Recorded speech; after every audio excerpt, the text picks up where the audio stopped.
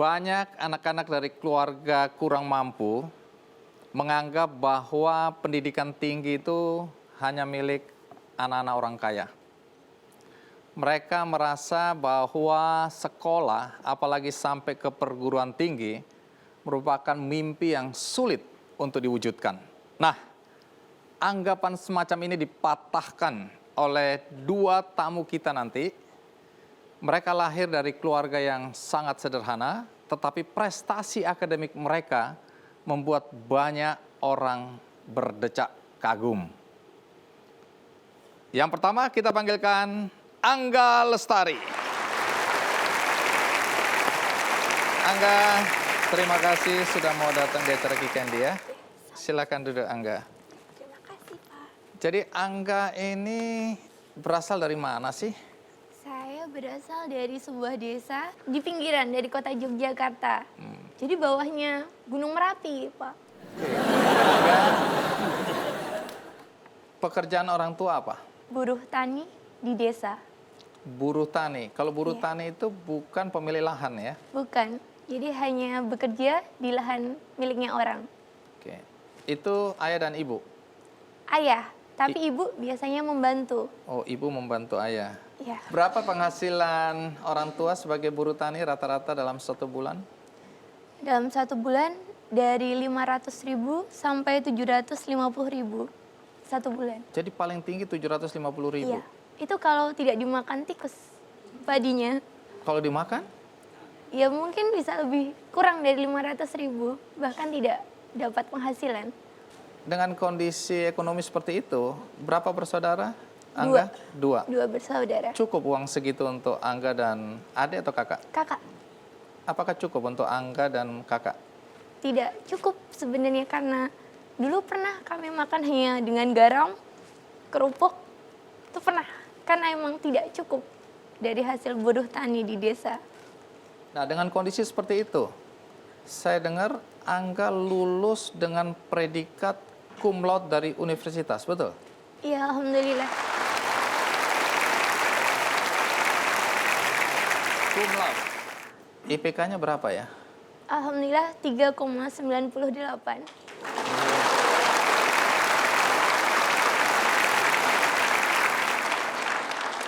Tentu banyak penonton di studio maupun di rumah yang bertanya-tanya bagaimana anak seorang buruh tani dengan makan cuma dengan garam tadi, ya bahkan dengan kerupuk bisa punya prestasi akademik yang luar biasa, lulus sarjana cum laude Iya. dengan IPK 3,98.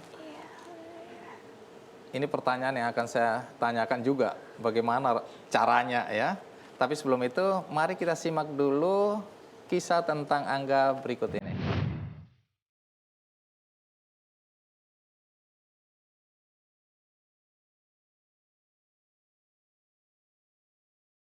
Tumbuh dalam keluarga dengan keterbatasan ekonomi tidak menghalangi Angga Dwi Astuti untuk mewujudkan mimpinya dalam meraih pendidikan setinggi-tingginya.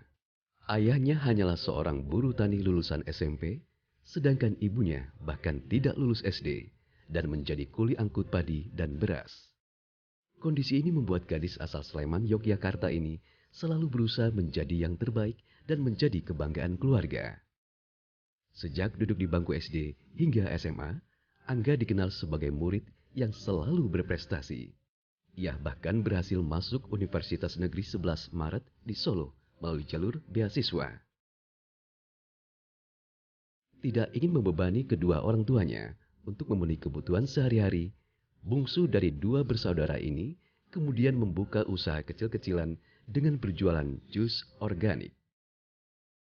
Di rumah itu dia didik TPA, itu les kursus bahasa Inggris itu di rumah, sambil jualan jus itu 2 tempat. Saya sebagai orang tua sangat bangga sekali, Mbak. Dia juara 1 di UNS itu, saya nggak diberitahu kalau dia dapat juara 1 itu. Saya di sana menangis, Mbak. Disuruh maju ke mimbar itu. Saya pakaian itu cuma seadanya, Mbak. Saya nggak pakai sepatu, itu pinjam. Itu punya tetangga, karena Angga nggak bisa.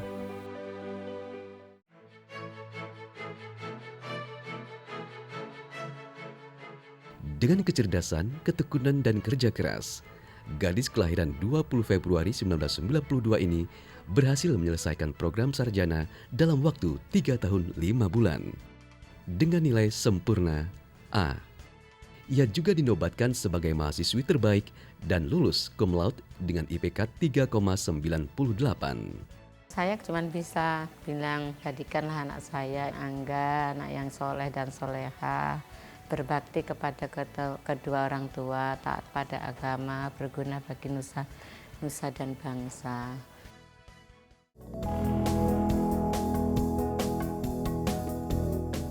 Kedepannya Angga masih ingin melanjutkan pendidikan ke jenjang lebih tinggi lagi. Ia juga bertekad akan kembali ke kampung halaman dan membangun desanya. Angga ingin mengabdikan dirinya untuk mensejahterakan masyarakat di desanya. Harapannya adalah setiap anak di desanya tidak takut untuk bermimpi.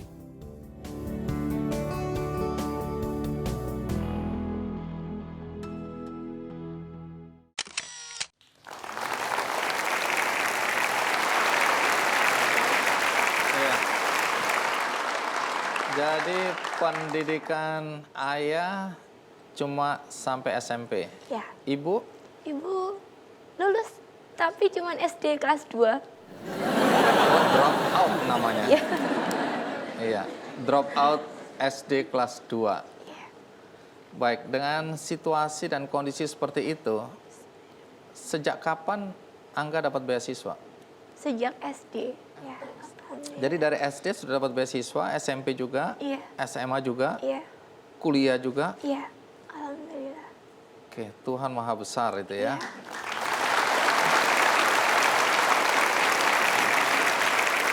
Tapi kalau kita bicara soal kondisi ekonomi orang tua waktu itu, apakah Angga tidak diminta untuk membantu perekonomian keluarga? Waktu kelas 5, iya, sampai dengan SMP. Jadi kadang bantu maton di sawah, bantu gembala kambing, bantu cari pakan untuk ternak. Iya, sering diminta bantuan dan saya melakukan itu.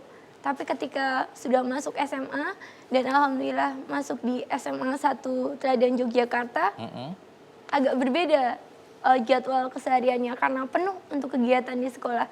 Jadi orang tua berbesar hati untuk kamu harus sekolah saja, belajar saja, jangan bantu orang tua. Biar kamu jadi anak yang pintar, tapi biar kami yang menderita. Seperti ini.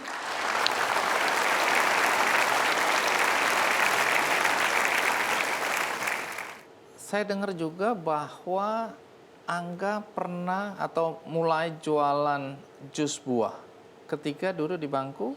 Di bangku kuliah. Kenapa harus jualan jus buah? Karena waktu itu saya di jurusan biologi dan saya tahu benar mengenai buah dan khasiatnya. Dan ketika itu ceritanya bukan karena saya ingin jualan jus, tapi kasihan. Ternyata saya yang seperti ini masih ada yang di bawah saya yang kurang mampu, bahkan meminjam uang pada saya yang kondisinya waktu itu belum punya apa-apa. Siapa itu? Tetangga. Oh, tetangga ada yang mau Iya. pinjam uang Iya. pada Angga. Iya, Terus tapi apa urusannya dengan jus buah ini? kalau saya meminjamkan uang berarti saya bukan pendidik yang baik. Karena saya hanya memberi dia makan tanpa tahu cara mencari makan. Jadi saya memutuskan untuk kalau benar ibu membutuhkan uang, saya ada tabungan, ibu mau atau tidak menjadi karyawan untuk usaha jus ini. Dengan mempekerjakan tentu ya, berarti ini mulai bisnis jus buah. Buahnya dari mana itu? Buahnya dari tetangga juga, jadi Itu- dari petani di desa. Oh, beli dari Iya. petani di Iya. desa, kemudian bikin jus buah, Iya. mempekerjakan ibu yang minta bantuan tadi. Iya. Sukses nggak jualan buahnya ini? Alhamdulillah, kalau niatnya baik untuk menolong orang, selalu ada jalan untuk bisa sukses. Iya. Ya, ini menarik karena Angga sendiri kekurangan, tapi ada orang datang meminta bantuan, Angga berusaha untuk membantu dia. Iya. Sebenarnya nilai-nilai apa yang Angga dapat dari orang tua? Sehingga Angga bisa tergerak untuk membantu orang lain. Nilai-nilai kebaikan. Kebaikan adalah hal yang abadi, yang itu tidak bisa dibeli dengan uang. Karena memang orang tua nggak pernah ngasih saya uang dari dulu. Ketika juara 1, sampai dengan kuliah IPK 3,98, hadiahnya mie ayam. nggak pernah dikasih uang. Dari SD prestasinya bagus sampai prestasi cum laude, Ya, hadiahnya mie ayam. iya, Istimewa betul mie ayam ini ya. Ya, iya. Jadi kebersamaan dan jadilah orang yang baik budinya, baik pekertinya, dan bermanfaat untuk masyarakat. Itu yang selalu ditanamkan pada saya dari orang tua. Angga bahkan pernah mendapatkan nilai sempurna 4. Betul? Hampir semua semester 4.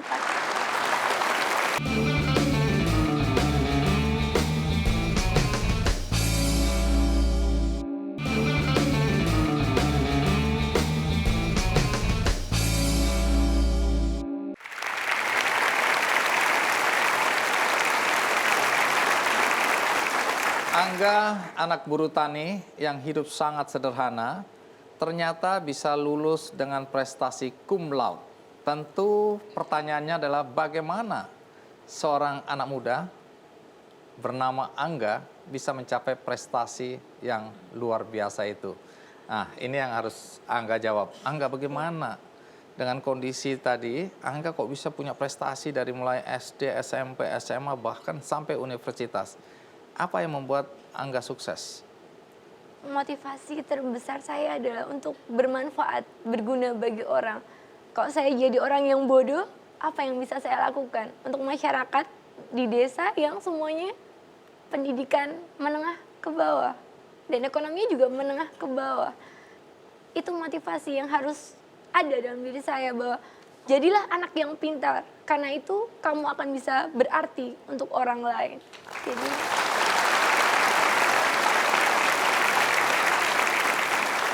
Angga dapat beasiswa waktu dari SD, SMP, SMA sampai universitas, dari mana saja sih itu beasiswanya? hampir semuanya dari pemerintah. SD pemerintah karena ada bantuan, SMP waktu itu ada beasiswa juga dari pemerintah namanya BOS. Kemudian SMA juga ada bantuan hampir sama dengan BOS. Kemudian waktu kuliah, alhamdulillah pemerintah menjawab kami mahasiswa dari kalangan tepi untuk selalu berprestasi, beasiswa bidik misi.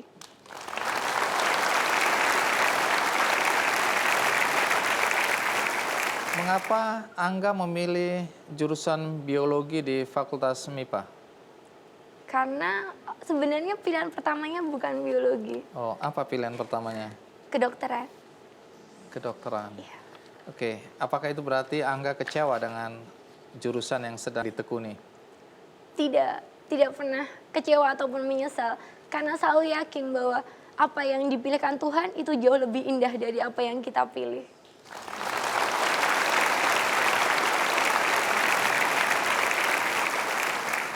Tadi menyelesaikan kuliah 3 tahun 5 bulan. Iya. Dengan nilai IPK berapa tadi?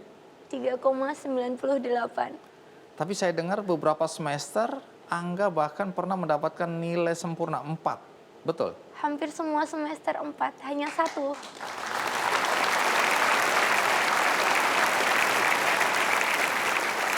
Jadi hampir semua semester 4 ya. Walaupun lulus 3,98. Iya. Makanya kalau mau pinter berarti kita harus makan nasi dengan garam, nasi dengan kerupuk gitu ya. Skripsi Angga waktu itu judulnya apa? Karakter fisiologi dan biokimia dari buah alpukat. Itu apa yang mau disampaikan melalui skripsi itu? Karena untuk mempertahankan karakter fisiologi dan biokimia dari buah alpukat, Apa itu karakter fisiologi itu? karakter fisik. Maaf ya, Iya. saya cum laude juga. Iya. Cuma cum lamaut. Kegunaannya apa itu tadi? Karena kita proyek ini menggunakan limbah dari cangkang udang. Limbah dari cangkang udang, Dibuat, kulitnya udang itu ya? ya, Oke. diekstrak menjadi kitosan. Iya. Nah, kitosan ini yang dibuat untuk menjadi edible coating atau pelapis buah agar buahnya tidak cepat busuk.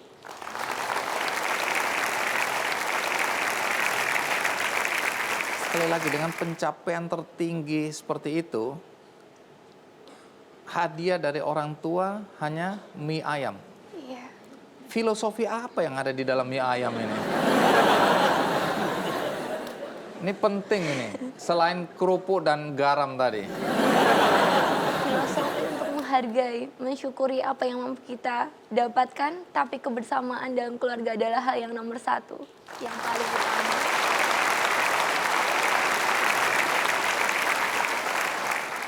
Orang tua ada di sini? Alhamdulillah ada. Bolehkah orang tuanya naik ke depan supaya kita lihat wajah orang tua yang hebat dan luar biasa ini?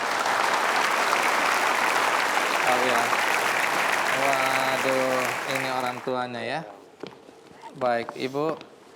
Coba boleh menghadap ke sana, kita lihat orang tua yang hebat. Ya. Orang tuanya juga, Pak.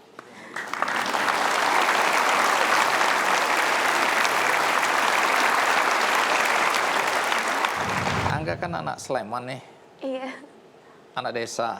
iya. Kenapa bisa sampai di Jerman?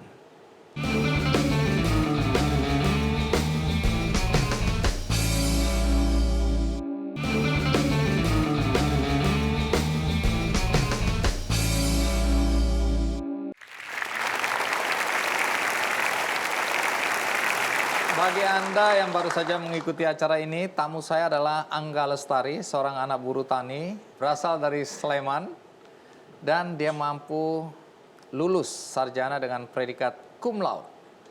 Dan Angga pernah ke Jerman, sebelum sampai ke urusan Jerman. Iya, Angga kan anak Sleman nih, iya, anak desa. iya. Kenapa bisa sampai di Jerman? Saya percaya bahwa saya bisa sampai Jerman karena doa orang-orang yang dulu pernah mungkin saya tolong. Dari niat untuk memberikan kebaikan dan bermanfaat. Karena pernah nolong orang itulah saya bisa ke Jerman. Menarik.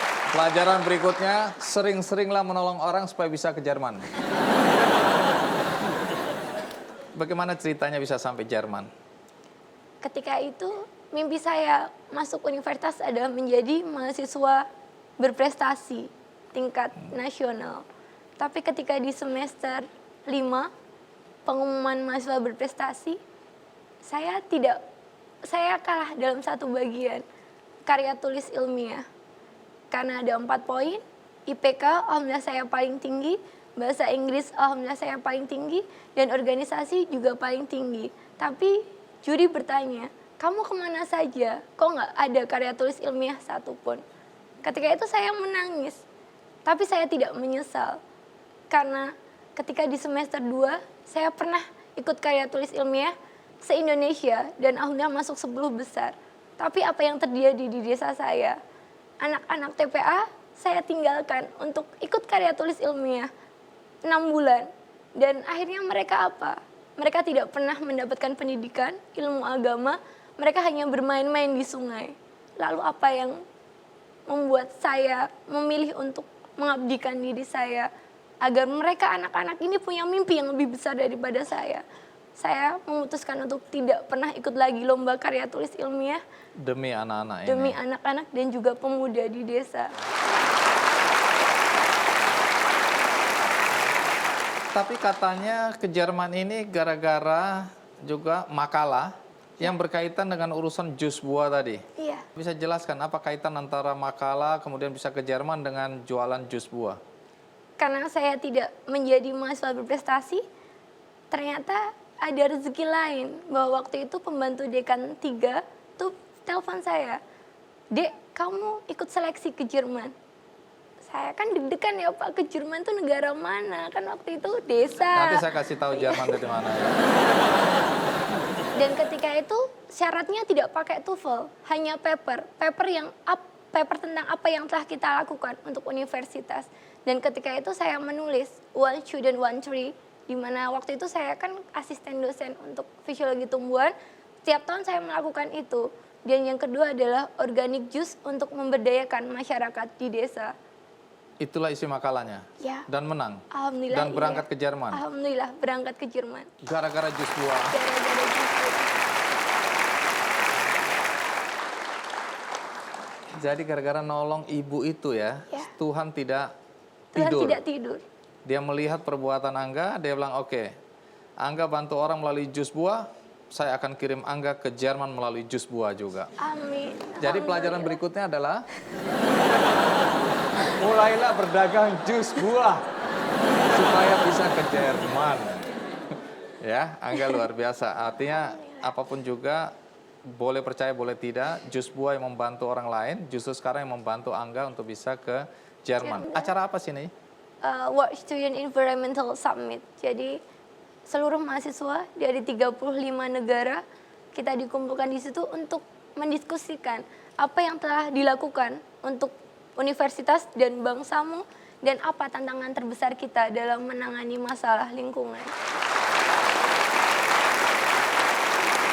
Baik, kalau dilihat perjalanan hidup Angga dalam usia semuda ini, Angga juga aktif ya di organisasi. Iya. Boleh tahu di organisasi apa saja pernah aktif? Ketika di kuliah, saya mengikuti Dewan Mahasiswa, kemudian di himpunan mahasiswa, saya mengikuti di klub study, kemudian saya mendirikan organisasi bahasa Inggris, sefakultas MIPA, dan yang paling saya cintai adalah kegiatan saya di desa. Membangun desa adalah mimpi saya, dan menggerakkan pemuda adalah langkah utama. Jadi saya mengikuti organisasi di desa sebagai anggota Karang Taruna. Wow.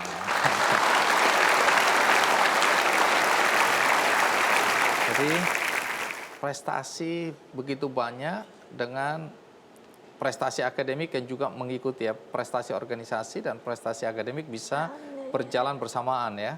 Saya lihat banyak anak-anak begitu aktif di organisasi, akademiknya drop atau sebaliknya terlalu sibuk ngurusin akademik, nggak aktif di organisasi. Tapi ternyata bisa seimbang itu ya. Bisa. Oke, itu pengecualian untuk orang-orang hebat seperti Angga. Ya, setelah lulus dengan predikat cum laude, apa cita-cita yang ingin Angga wujudkan? Saya ingin menjadi seorang dosen, pengusaha sukses, dan pelayan, pengabdi di masyarakat. Apakah Angga punya rencana untuk melanjutkan pendidikan? Iya, insya Allah. Sudah terpikirkan mau kemana? Alhamdulillah sudah Kemana? di Belanda, Leiden University. Baik, Angga terima kasih sudah mau datang dan berbagi dengan kami semua di acara Ki Candy. Iya. Sukses selalu buat Angga. Amin, Terima amin. kasih ya. Terima kasih. Iya. Tamu kita berikutnya juga anak muda yang luar biasa. Saya langsung saja panggilkan siapa dia? Najmul Afat. Terima kasih. Panggilannya? Afat. Afat. Baik, Afat silakan duduk. Senyummu memberikan harapan bahwa bangsa ini punya harapan besar di masa depan. Amin. Kalau Afat berasal dari mana? Saya dari Batang. Jadi dari Batang ya. Iya. Pekerjaan orang tua apa? Tani. Petani. Buruh tani, Buruh penggarap. pemilik tanah. Buruh penggarap. Lalu bagaimana perekonomian keluarga? Bagaimana bisa hidup? Berapa keluarga Afat? Saya anak ketiga dari 4 bersaudara. Lalu dengan kondisi seperti itu bagaimana keluarga bisa hidup? Kami itu di rumah sebagai petani dan juga di rumah jualan eceran beras dan bekatul. Makanan Tidak, unggas? Makanan unggas, iya. Jadi penghasilan orang tua rata-rata 1 bulan berapa? Ya kalau bisa dihitung sih sebenarnya 300 sampai 500 ribu. Oke.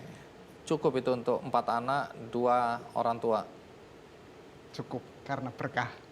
Cukup karena berkah. Saya juga ingin tahu pendidikan orang tua apa? Bapak lulusan SMA, kemudian ibu SMP. Afat kuliahnya di mana? UNES, Universitas Negeri Semarang. Oh, jurusan apa? Pendidikan Sosiologi dan Antropologi. Oke. Lulus? Lulus, baru kemarin Wah, 25 coba. Februari.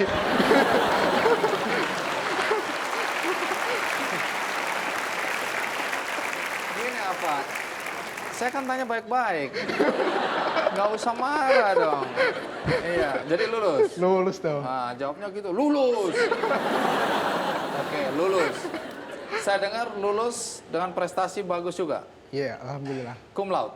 Cum laude, IPK berapa? 3,5. 4,87. Alhamdulillah.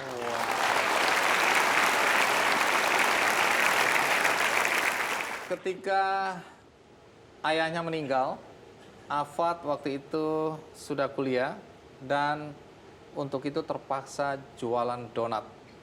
Karena berita mengenai Afat jualan donat inilah yang membuat saya mengundang Afat hari ini di acara Kikendi. Tapi sebelum kita tahu apa yang terjadi pada Afat, mari kita ikuti dulu liputan berikut ini.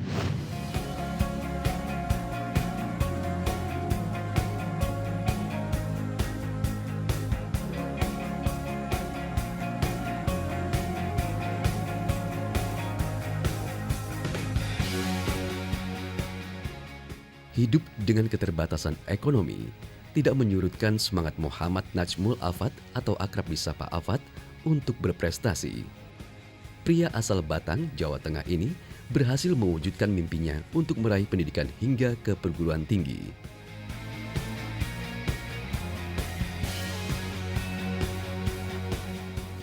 Afat dikenal sebagai pemuda yang aktif dalam berbagai kegiatan, baik di kampus maupun di lingkungan sekitar rumahnya. Ia adalah inisiator program-program kreatif seperti produksi kaos sablon hingga kegiatan-kegiatan keagamaan.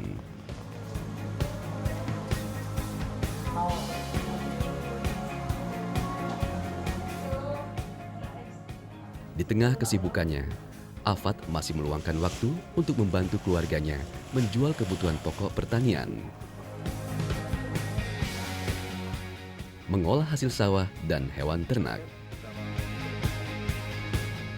Baginya kehadiran keluarga menjadi semangat dalam memperjuangkan mimpi-mimpinya.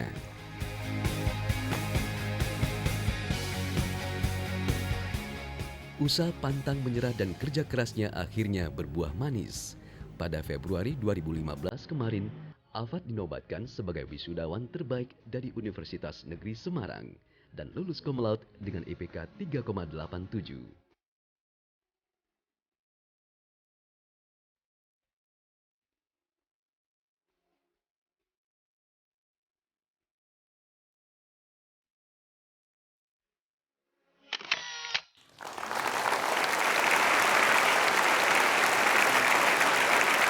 Afat, kalau melihat kondisi keuangan keluarga waktu itu tentu yang jadi pertanyaan bagi kami semua yang ada di sini dan penonton di rumah adalah bagaimana sampai Afat bisa kuliah?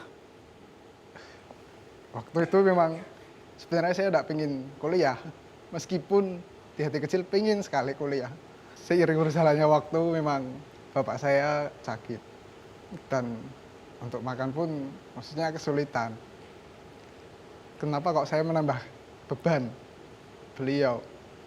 Sehingga waktu ditanya oleh salah satu guru PK, saya namanya Bu Tuti Homiati, dia bertanya, kenapa kamu tidak kuliah? Ya, saya ingin kerja, Bu, supaya membantu orang tua. Kamu harus kuliah. Singkat cerita seperti itu beliau.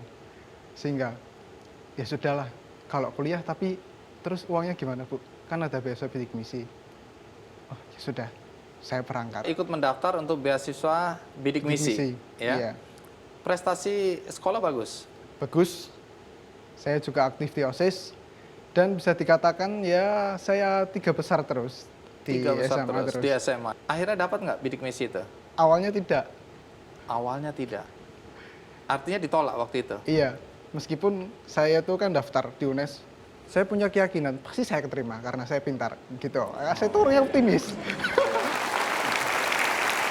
Lalu kejadiannya bagaimana? Nah, waktu itu memang keterima, terus pengumuman beasiswa bidik misi, alhamdulillah tidak diterima beasiswa itu. Ya sudah, kembali ke posisi awal, tujuan awal saya bekerja, oke saya bekerja. Dan Nah, bekerja apa? waktu itu. Iya.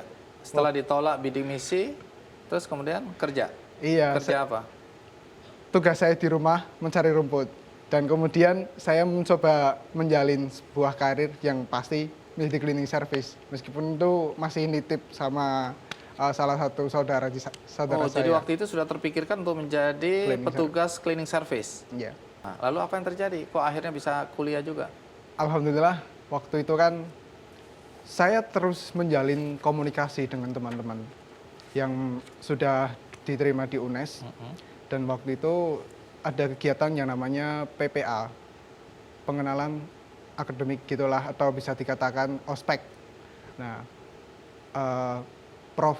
Sudiono sebagai rektor waktu itu memberikan pengumuman akan dibuka 1.000 mahasiswa bidik misi lagi. Nah, saya pun daftar dan alhamdulillah Daftar lagi. daftar lagi beasiswanya, Kali ini lolos.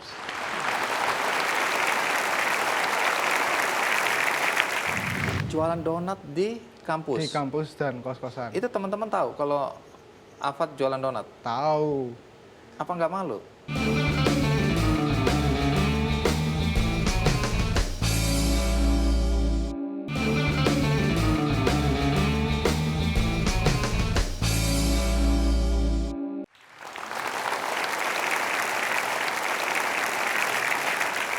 Afat, jadi beberapa hari yang lalu ada Twitter yang diunggah dengan foto Afat, kemudian ada teks, Ki Candy, undang dong anak ini, hebat, jualan donat di kampus dan bisa cum laude.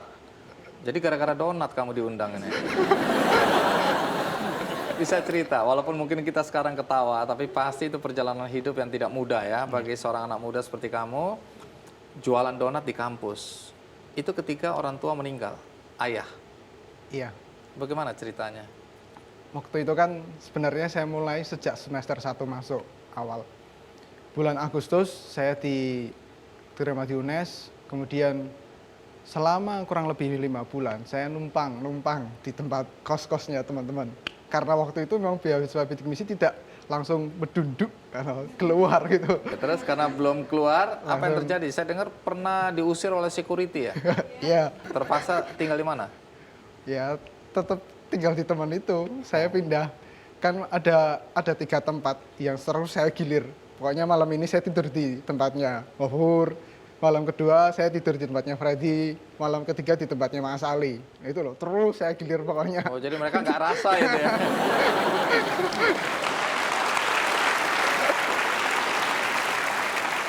Baik, setelah situasi itu kembali normal, lalu bagaimana kok sampai harus jualan donat? Nah, karena memang apa ya, passion, kembali lagi ke passion. Saya itu Passion. Iya, kenapa? Passionnya apa? kalau ibu saya mengatakan, Le, kamu itu cocoknya dagang. Gitu. Oke, berarti kan langsung apa? Waktu itu kan nginep masih numpang di tempatnya Mas Ali Sofyan. Di kontrakannya itu ada donat dengan di atasnya ada semacam kaleng.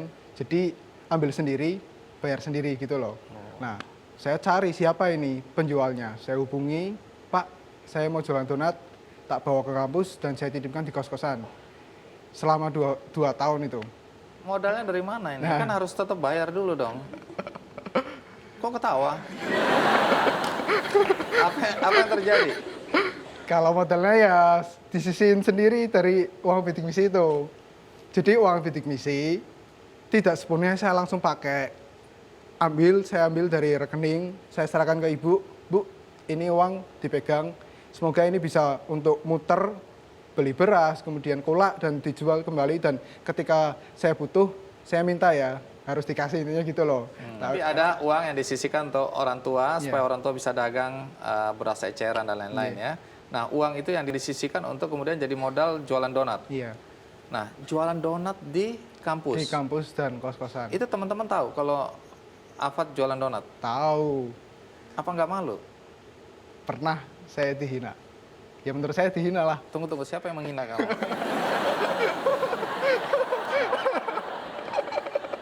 Sebutkan nama. Kalau perempuan saya datengin. Kalau laki-laki emang gue pikirin. Oke, kenapa? Dihina kenapa Dia- itu ya? Kalau bahasa Jawanya itu, kowe iki Pak kuliah, apa Pak dodol donat? Ya. Jadi Pak itu istilah khas dari Batang. Gitu. Mau. Mau. Oh, kamu tuh mau kuliah atau mau jualan donat? Donat, Terus ya, jawabannya gitu. apa? Ya, saya cuma berdiam diri saja. Wis ngerentes pokoknya, wis metungkul ini. Nah, yang ngomong itu siapa? Ada lah pokoknya, tidak saya Teman bisa- kuliah? Ada pokoknya. Oke. Ada deh. Rahasia. Takut saya datengin ini. Oke, jadi perasaan terpukul ya waktu itu ya. Jelas. Kamu mau kuliah atau mau jualan donat gitu kan. Nah, 2 tahun jualan donat. 2 tahun. Kenapa berhenti waktu itu? Nah, waktu itu kan ada satu, ini pasti nanti akan didengar ini mahasiswanya. Ada adik tingkat saya itu cerita sama saya, Mas, keuangan keluarga saya itu sudah menipis, maka saya akan jualan donat. Nah, pasar saya itu kan lingkungan kampus, khususnya jurusan saya. Kemudian si anak tadi itu begitu awal semester, dia kan masuk tidak mengetahui track record saya gitu loh. Saya yang merintis ibaratnya. Wah, perdagangan donat ini sebenarnya sudah oh, dia mau masuk di pasar yang sama. Iya, menarik ini. Terus dia ngomongnya Ya kan cerita secara tidak langsung, oh seperti itu, ya sudahlah, saya mengalah, dan ketika saya mengalah, Tuhan memberikan jalan. karena dia juga mau dagangan donat, Iya. karena orang tuanya ya tanda kutip semakin Iya, berat iya, ya. iya. Anda relakan Iya, pasar yang sudah Anda bangun dengan jerih payah itu dilepas ke dia. iya, Oke, terus demi menolong dia. iya, Mulia jelas. sekali ya. Jangan ketawa, ini lagi. Oke, setelah Anda menolong dia, Tuhan itu memberikan jalan. Iya, Apa yang Tuhan berikan? alhamdulillah ada 2 kakak tingkat saya, namanya Mas Ardi sama Mas Barozi. Fat, kamu koordinir tiap kelas, siapa yang mau beli buku, nanti kamu yang nyusun, ditulis saja, nanti SMS saya, kamu ambil bukunya, nanti kamu dapat untung. Ini buku pelajaran? Iya, buku Oke, pelajaran. terus? Dan alhamdulillah, ketika saya merelakan tadi, setiap buku saya akan mendapatkan upah 3.000. Itu setiap buku kan, yang beli banyak sekali. Sedangkan ketika saya jualan donat, 1 box itu setiap hari, paling setiap hari laku 1 box, itu untungnya 5.000. Kan meningkat. Nah, ketika kadang itu kita takut untuk memberi, karena nanti rezeki kita akan habis. Selalu saja, pasti akan kurang.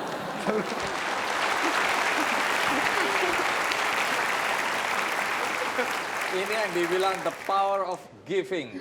Semakin banyak kita memberi, semakin banyak Tuhan kembalikan buat kita. Ketika Anda memberi keuntungan donat yang 5.000 itu, Iya. Tuhan memberi berlipat-lipat, 3.000 per buku ya.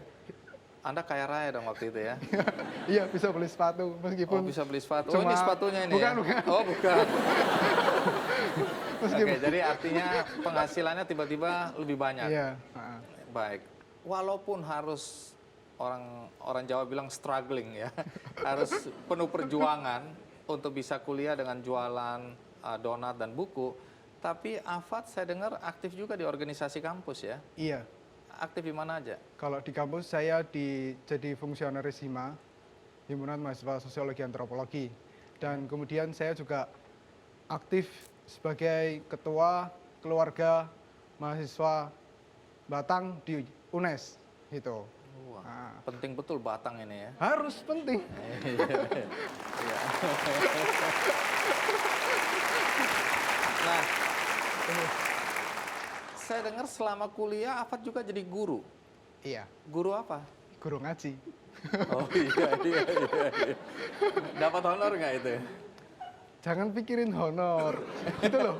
Saya penasaran, soalnya kelihatannya belum cukup itu uang dari buku itu ya. Jadi ini apa? Panggilan ini. Panggilan. Guru agama di mana? Jadi kakek saya itu membangun sebuah pondok pesantren. Dan itu menghasilkan banyak santri yang bisa dikatakan wow. Gitu. Kenapa saya katakan wow? Iya. Santri itu kan jadi TKI, ada yang jadi TKI, kemudian dia jadi imam besar di Taiwan. Ada gitu. Ada Wow. namanya, salah satu Sohani namanya. Lulusan dari pesantren ini. Iya itu. Oh, disitulah Afat mengajar, Iya, meneruskan. meneruskan. Baik, ini berdasarkan amal dan ibadah, balasannya akan berlipat-lipat ini. Amin, amin. Tapi saya dengar pernah ketika semester akhir kamu stres berat, depresi. Nah, ini menarik ini. Apa yang menyebabkan Afat depresi? Bahkan orang-orang bilang gila. Nah, kita tunggu jawabannya setelah ini. Walaupun ayahnya sudah tidak ada, tapi ibunya orang hebat yang membuat Afat seperti ini. Kita berikan aplaus untuk sang ibu.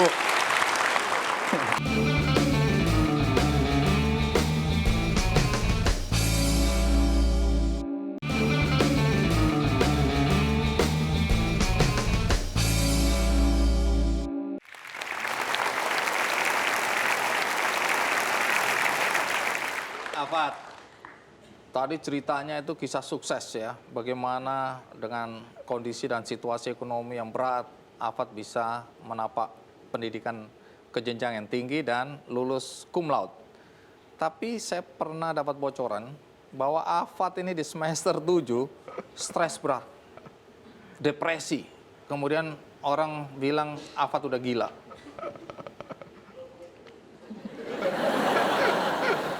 Saya tadinya nggak percaya, tapi karena dia ketawa begini saya curiga. Apa yang dikatakan orang benar ini. Ceritakan apa yang terjadi waktu itu. Waktu itu memang saya ada masalah, terutama keluarga, intinya gitulah. Dan yang paling parah itu saya makan emping 1 toples. Makan emping 1 toples sehingga otomatis darahnya langsung naik 160 waktu itu. Sehingga kan hobinya kan gromet gitu. Gromet itu apa? Gromet itu sering bercerita apa yang seharusnya diam itu tapi diungkapkan gitu. Termasuk ketika saya mau buat buku, semua mimpi-mimpi saya ceritakan. Ada masalah, tunggu dulu saya urut ya. Iya. Ada masalah. Ada masalah. Makan emping 1 toples. Iya. Darah naik sampai 160. Iya. Terus mau bikin buku. Semua mimpi-mimpi saya ucapkan waktu itu. Sehingga Apa misalnya? misalnya bikin buku, mau ke Kick Candy, itu termasuk. Serius? Serius.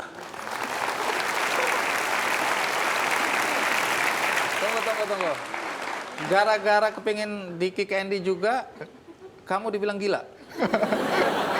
Iya, karena orang itu bilang gini, kamu itu aneh ngomongnya gitu loh. Pengen bikin buku? Nggak mungkin. Pengen ke Kick Andy? Apalagi? Terus pengen apa lagi yang jadi bahan tertawaan? Ya pengen kuliah di Amerika waktu itu. Itu dianggap kamu gila? Iya. Kenapa depresi waktu itu? Gara-gara ada persoalan dengan keluarga? Iya. Terus ngomongnya dianggap ngigau gitu? Iya. Oke, terus apa yang terjadi berikutnya? Ya tetap saya tenang, apapun yang terjadi harus tetap disyukuri. Karena Tuhan itu menyiapkan sebuah tangga yang untuk dinaiki kita, agar kita itu siap menjadi sebuah pemenang, menjadi seorang pemenang. Nah tangga itu memang begitu berat, sehingga orang mencemooh sana sini. Udahlah. Jadi dalam kondisi stres berat, jadi bahan tertawaan, kamu tetap aja melangkah maju. Tetap. Dan memang akhirnya ada di acara Kick Andy. Iya. Ya. Ngomong-ngomong tentang mimpi ingin sekolah di Amerika, ya ini nanti saya tanya apakah mimpi itu sudah mulai coba dilaksanakan atau diwujudkan atau tidak. Tapi Amerika, nah saya teringat di Kick Andy waktu itu pernah juga saya mengangkat kisah tentang anak supir angkot yang punya mimpi sama, tapi mimpi itu akhirnya terwujud. Dan orang itu sekarang ada di sini, Iwan Setiawan.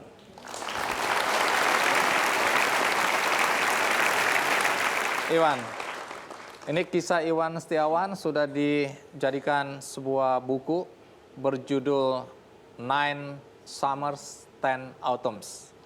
Dan kemudian jadi film. Bisa cerita, waktu itu katanya orang tua bahkan menjual angkot demi mimpi anaknya untuk sekolah lebih tinggi. Apa yang terjadi waktu itu bisa? Jadi mendengar cerita Angga, kemudian cerita Alfa juga, ternyata story saya tuh menjadi story dari semua orang Indonesia mungkin ya di kelas kita gitu. Orang tua saya nggak lulus SD, ibu saya, bapak saya nggak lulus SMP, semuanya sama. Sama kan, semuanya sama. Kemudian cita-cita saya pengen punya kamar sendiri dan itu saya kejar sampai New York City. Cita-cita yang sangat sederhana tapi dan hidup miskin tuh capek. Akhirnya satu hal yang bisa melepaskan kita dari kemiskinan itu ya cuman pendidikan. Dari benang merah dari saya, Mas Alfat sama Mbak Angga tadi, pendidikan, kebangkitan kelas bawah Indonesia itu nggak akan terjadi tanpa pendidikan yang bagus.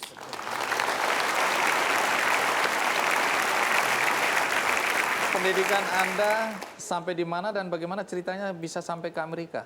Nah, saya tadi ngelihat dari story yang ada di sini bahwa di balik anak-anak yang sukses seperti Mbak Angga dan Mas Afat, Ya.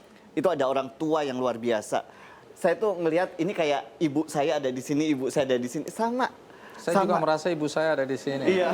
Kita berikan tepuk tangan untuk ibu-ibu dan ayah. Yang luar biasa. Di balik anak-anak yang hebat ini ada orang tua yang luar biasa, Bang Andi. Soal pendidikan tadi dan bagaimana bisa sampai di Amerika. Nggak pernah mimpi ke sana. Saya pikir mimpi ke Amerika dulu tuh kayak membentur atap rumah saya, sesuatu yang nggak mungkin terlalu tinggi gitu.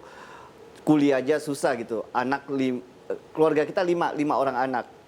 Sopir angkot, ibu rumah tangga. Tinggal di desa di Batu Malang ya. Di Batu Malang, Oke, di Batu terus? Malang. Tapi ibu saya luar biasa. Ibu saya tuh sama kayak kamu, aneh. Oke, kenapa Iya. aneh? Jadi ibu saya tuh punya cita-cita kayak gini dulu. Anak-anaknya harus kuliah. Saya pikir, ini orang nggak tahu diri ya. Lulus SD kagak. Pengen anak-anaknya kuliah. Tapi ibu saya ngejar dengan segala cara agar anak-anaknya kuliah. Dan ibu saya berhasil. Akhirnya saya kuliah di IPB. Ibu saya tuh orang yang bilang harus pergi, harus pergi, harus pergi. Dengan cara apa? Ibu saya berani jual angkot bapak saya. Saya berangkatlah ke Bogor dengan beban yang berat ya. Ada angkot di pundak saya gitu. Terus jadi anak-anak muda sekarang cenderung ya pinter di sekolah, tapi spirit of life, semangat itu yang sangat jarang saya temuin dari orang-orang kecuali seperti Mas Afat dan Mbak Angga tadi.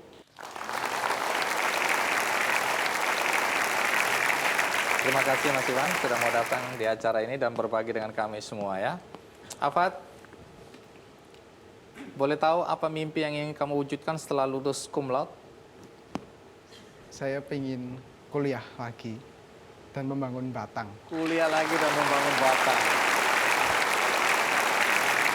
Cita-cita ke Amerika masih menggebu-gebu? Tetap semangat pokoknya. Saya kan cuma tanya baik-baik. Jangan marah-marah gitu dong. Iya, iya. Nah, itu iya. menunjukkan semangat ya. Iya, Tetap. tetap. Begitu sampai sekarang. Upaya ke arah sana sudah dilakukan? Yes, tetap saya belajar dan semua itu yang paling enak itu ibaratnya duduk menyandarkan diri. Maksudnya menyandarkan diri itu kita sadarkan semuanya pada Sang Pencipta. Apapun yang akan terjadi di depan itu lepaskanlah saja. Yang penting usaha kita sejauh mana mimpi kita. Ketika kita sudah siap dengan segala apa yang terjadi pasti akan terwujud segala mimpi kita itu.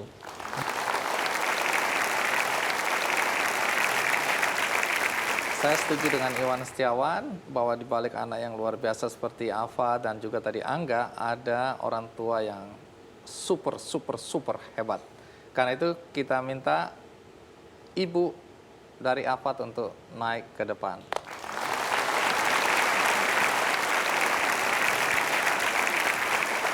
Ya, walaupun ayahnya sudah tidak ada, tapi ibunya orang hebat yang membuat Afat seperti ini. Kita berikan aplaus untuk sang ibu.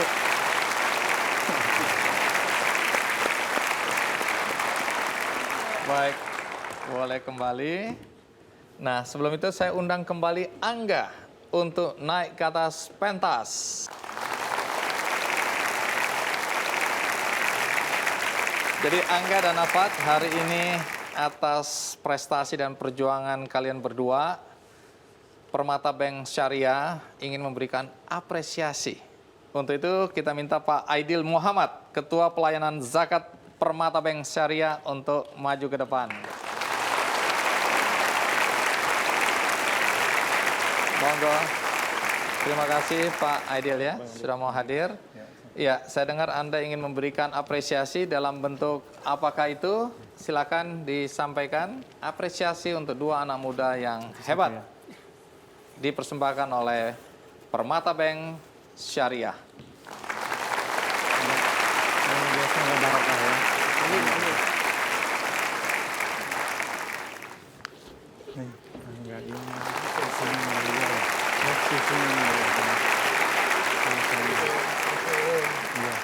Baik, Pak Aidil. tentu pertanyaannya mengapa Permata Bank Syariah merasa perlu memberikan dukungan dan apresiasi kepada dua anak muda ini? Ya, jadi dua hal mungkin Bang Andi ya. Yang pertama, kami Permata Bank Syariah melihat pendidikan itu sekarang memang sudah menjadi sebuah kebutuhan primer. Jadi dimanapun kita dilahirkan, apapun latar belakang keluarga kita, itu kita harus berjuang. Ya, jadi CSR kami melihat pendidikan sudah bukan lagi sebuah lini program sosial, tapi ini bentuk tanggung jawab dan komitmen untuk berbagi bersama. Nah, yang kedua, kami selaku industri di perbankan syariah mendapatkan amanah untuk mengelola dana zakat, yaitu melalui unit pelayanan zakat UPZ Permata Bank Syariah. Sebagaimana yang dapat dilihat, itu adalah titipan zakat dari nasabah kami, dari stakeholder yang lainnya juga, dan inilah bentuk wujud aksi peduli kami melalui dana zakat. Semoga Angga dan Afat memberikan inspirasi buat kita semua. Baik, luar biasa. Terima kasih. Sekali lagi ya. Sekali lagi. Iya. Baik, itu tadi kisah inspiratif dari Angga dan Afat. Dan di akhir acara ini, saya ingin membagikan satu buku bagus untuk Anda semua yang ada di studio, yaitu Bahagiakan Dirimu dengan Membahagiakan Orang Lain. Dan ini akan saya bagikan satu-satu.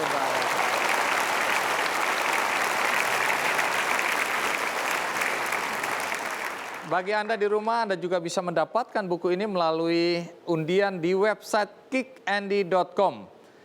Dan jangan kemana-mana, karena ada satu pertunjukan menarik di ujung acara Kick Andy. Apa itu? Kita saksikan sebentar lagi.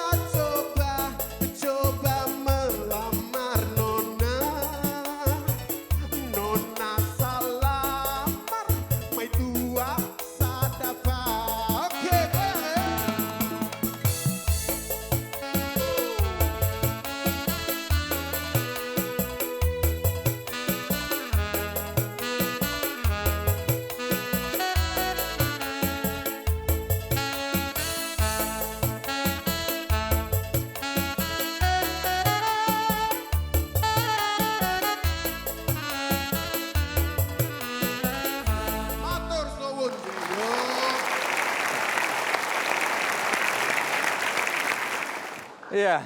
Iya, Bang. Nama Anda sebenarnya siapa? Nama saya Roni Lau. Roni Muyapa sebenarnya. Anda berasal dari mana? Dari Nabire, Papua. Tunggu, ini lagu campur sari. Iya, Ada bahasa Jawanya. iya. Sampai ngertos. Ngertos, boten. Jadi dari Nabire, Iya. kuliah di Yogyakarta, Jogja, di mana? di UGM. Di UGM. Iya.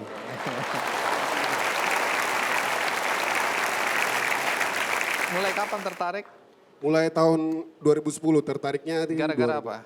Gara-gara teman-teman tuh sering ngobrol pakai bahasa Jawa gitu. Hmm. Nah, terpengaruh lah istilahnya. Main sama mereka terpengaruh dengan budayanya, dengan lagu-lagunya. Sama itu Bang Didi Kempot tuh, saya suka sama dia sih. Suka karya-karyanya. Karyanya, iya. Itulah. Nah, teman-teman di Papua bagaimana ngelihat anak Papua nyanyi campur sari ini? Kebanyakan bangga ya, kebanyakan. Oke, jadi teman-teman di Papua ya bangga lah ada Iya, anak mereka Papua bangga. bisa nyanyi campur sari gitu ya. Betul. Baik, jadi memang ini pilihan campur sari ini. Ya. Tapi bisa bahasa Jawa. Iso. Jadi campur sari adalah pilihan Ya. dan bangga dengan campur sari. Ya, bangga sekali. Bangga sekali. Oke, kalau gitu kita minta Roni menyanyikan satu lagu campur sari lagi. Setuju? Mari kita beri aplaus untuk Roni Lau. Pokoknya apa? Ya, joget, pokoknya joget, pokoknya joget, pokoknya joget, pokoknya joget.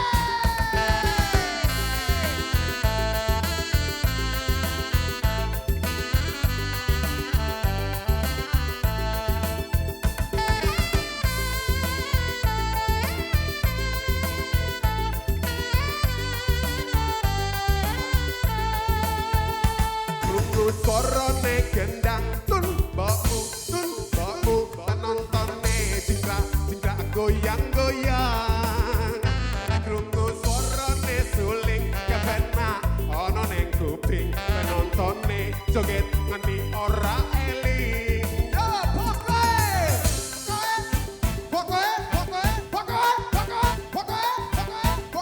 joget, joget.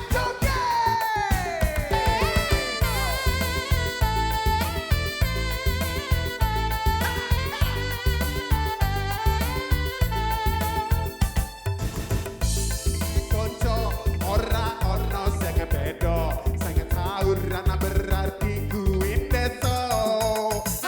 Ono sing egol-egolan, ono sing senggol-senggolan. Lan tertib yang penting ora tawuran. Ora ngerti lagune, ora ngerti syaire, sing penting aku joget wae. Ra kenal penyanyi, ra ngerti penciptane, sing penting aku asik. Oh pokoknya joget semua.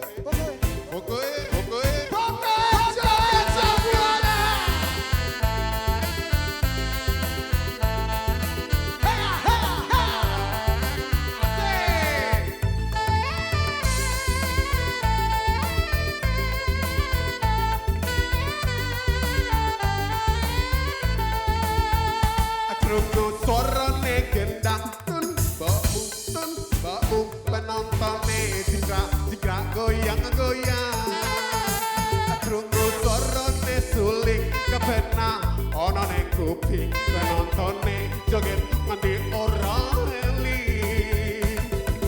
Ora ngerti lagune, ora ngerti syaire, sing penting aku joget wae. Ra kenal penyanyine, ra ngerti penciptane, yang penting hore rame-rame terakhir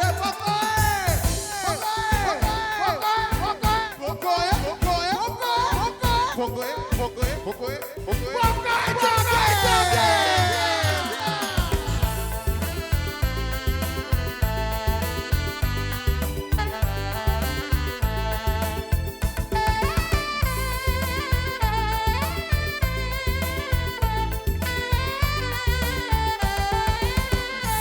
Oke, terima kasih Kikan, terima kasih semuanya, terima kasih saya.